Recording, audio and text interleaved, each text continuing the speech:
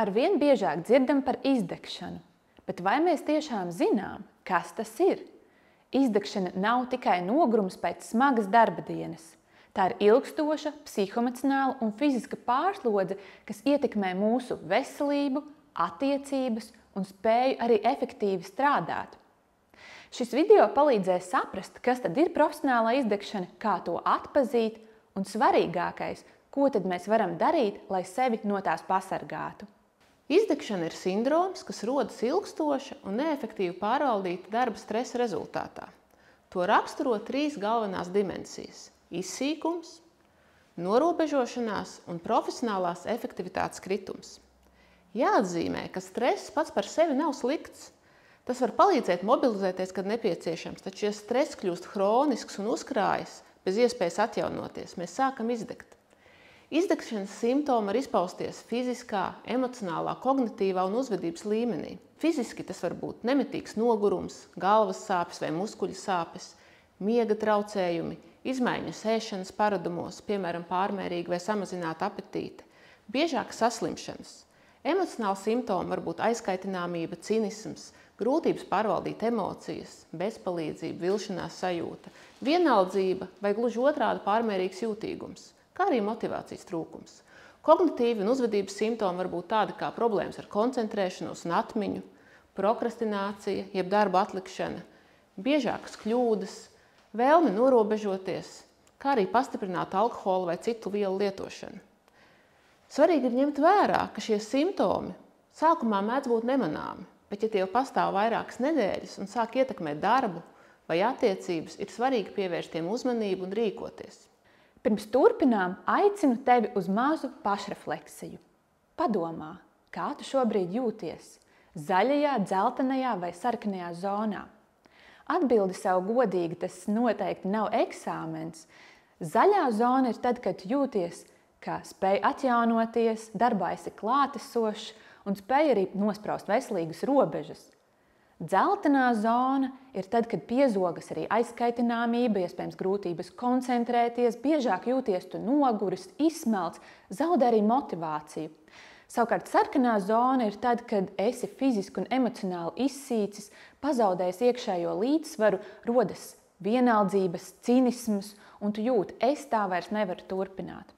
Nav pareizu vai nepareizu sajūtu, bet svarīgākais ir pamanīt, kurā brīdī tev ir vajadzīga šī pauze un atbalsts.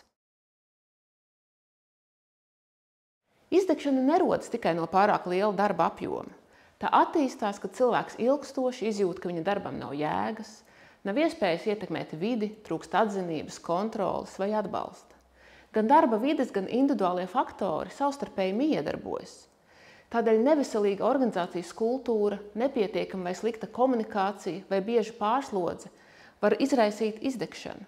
Tajā pašā laikā arī tādi individuālie faktori kā perfekcionisms, zems pašvērtējums vai grūtības noteikt robežas arī var veicināt izdegšanu. Minēšu kādu piemēru. Darbinieks ar augstu atbildības sajūtu un tendenci uz perfekcionismu strādā komandā, kur ilgstoši nav skaidrs darba prioritātes vai ir vāja komunikācija. Ilgtermiņā šī kombinācija, iekšējais spiediens un ārējais atbalsta trūkums rada paaugstinātu izdegšanas risku. Ņem vērā, ka izdegšanas profilakse ir kopīga atbildība. Pētījumi rāda, izdegšana nenotiek visiem vienādi. Var izšķirt 3 izdegšanas profilus. Fanātiskais profils, kad darbinieks ir iesaistīts, motivēts, strādā ar maksimālu atdevi, ignorējot nogurumu un savas vajadzības. Nerad šo attieksmi pavada perfekcionisms. Šis ir izplatītākais profils, ko cilvēki visbiežāk atpazīst kā izdegšanu. Kas ir svarīgākais? Apstāties, atgūt spēkus un nospraust veselīgas robežas.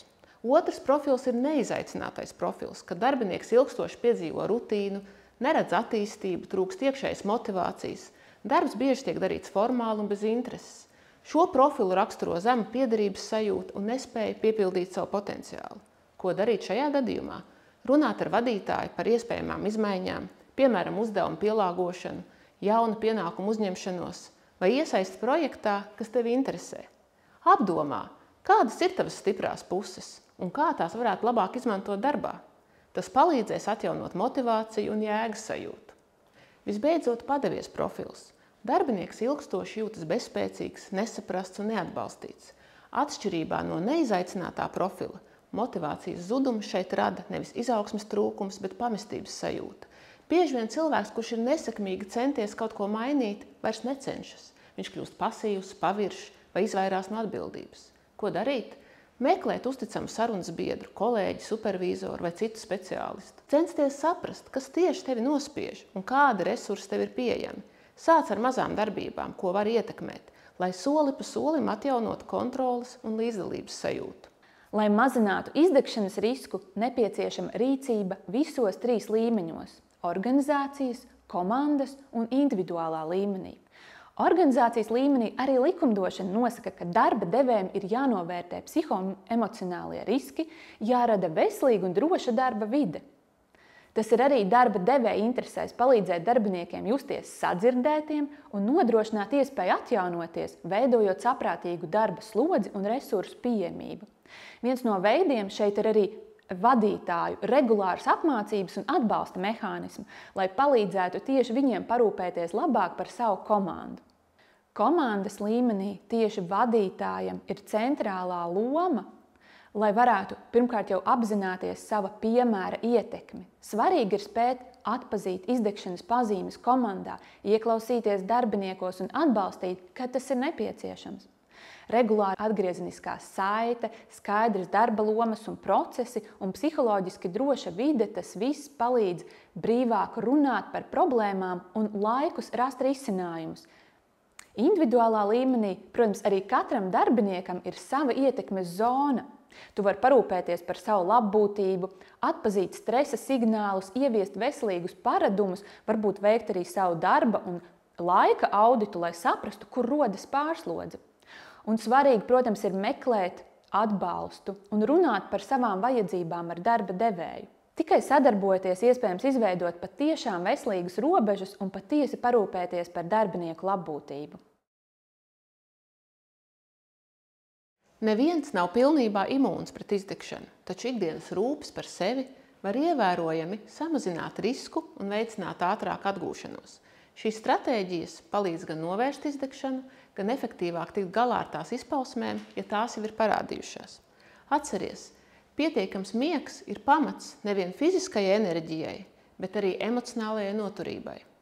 Tikpat būtisks ir kustības. Pat īsa 20 minūšu pastaiga dienā var uzlabot garastāvokli un smadzeņu darbību.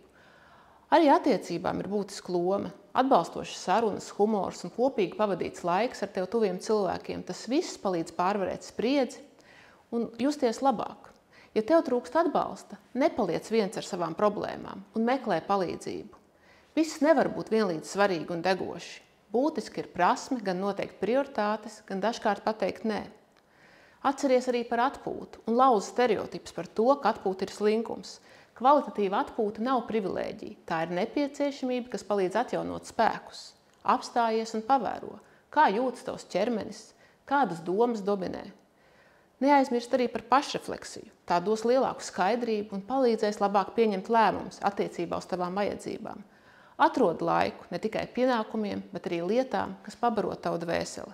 Atceries, izdegšana nav vājums. Tā ir zīme, ka tu esi ilgstoši bijis pārslogots, aizmirsts par savām robežām, vai arī darba vide nav sniegusi vajadzīgo atbalstu un jēgu. Labā ziņa ir tāda, ka izdegšanu ir iespējams novērst un pārvarēt. Profilakse un atgrīna atpazīšana ir tava iespēja saglabāt dzīves kvalitāti, darba spējas un attiecības. Tādēļ nepaliec viens. Sarunājies ar vadītāju, nevis lai vainotu vai noveltu atbildību, bet lai kopīgi atrastu veidus, kā strādāt līdzsvarotāk un ilgtspējīgāk. Vienlaikus neatsakies no līdzcilvēka atbalsta. Uzticams sarunbiedrs vai speciālists var palīdzēt ieraudzīt izeju. Un rūpes par sevi nav greznība, tā ir nepieciešamība. Reizēm lielākā drosme ir atzīt, ka tev ir vajadzīga attelpa un sapratne. Un pietiek, ja sāc ar vienu soli. Apstājies un padomā, kas ir tas, ko varu izdarīt jau tagad?